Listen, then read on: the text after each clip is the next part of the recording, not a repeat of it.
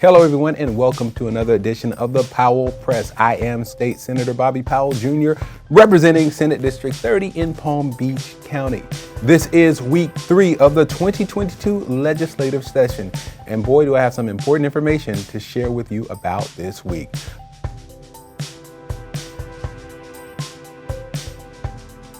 I'm happy to report that in the Commerce and Tourism Committee, my Senate Bill 1502 passed through unanimously. It was a bill related to estates and trusts. Essentially, what the bill does is provide 2 provisions. It codifies case law related to an action of a claimant while in a dispute related to an estate. And number 2, this particular bill allows for a provision for resignations from an estate when involved in a particular case. That bill passed unanimously and now moves on to its next committee, which is Judiciary. This week saw its share of high drama as the governor's nominee for Surgeon General came before the Senate Health Policy Committee for a confirmation hearing. Dr. Joseph Ladapo appeared before the Senate for his first real interview. Now, this was his first interview with the senators for the top doctor job here in the state of Florida.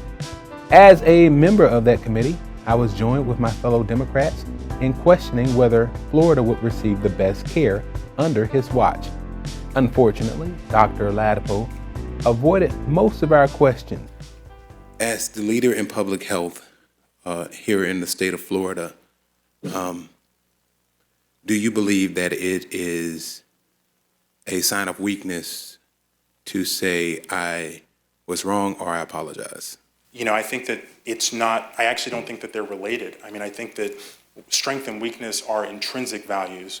And I think that they actually have more to do with what people are than what people do. It shows up in what people do, but I think it's actually about what you are, who you are, what you're made of.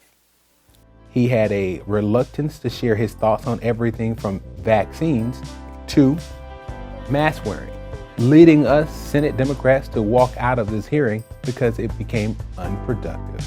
This week also marked the return of a very controversial bill, Senate Bill 520, that would hide the process of the university and college presidents in terms of who is applying for the job. Now, secrecy may be necessary in some professions where candidates could run the risk of retaliation should his or her job search become public, but the fully transparent process that we have here in the state of Florida does not require that.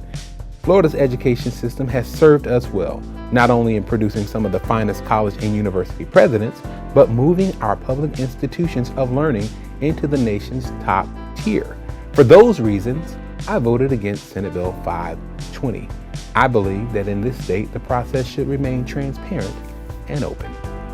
Now, here's a question for you.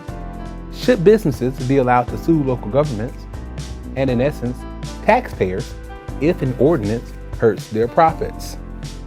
Senate Bill 620 and Senate Bill 280 would greenlight that ability, a first for any state in the nation.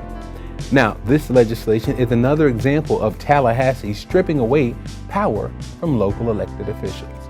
Any business that feels that it's been wronged by local government would be allowed to sue local government, leaving the taxpayers ultimately on the hook for repaying their lost profits. Of course, I voted against this heavy-handed legislation on the Senate floor.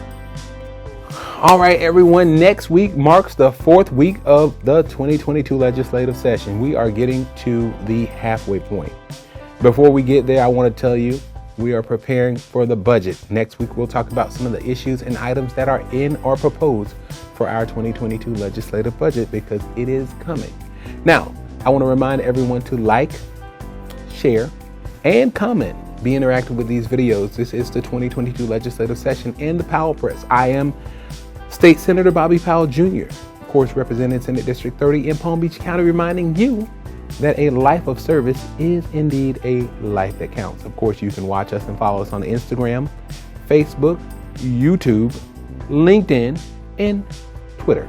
We are actively pursuing the next level of information here in the Senate and in Senate District 30. We thank you, and we will see you next week on week 4 of the 2022 legislative session.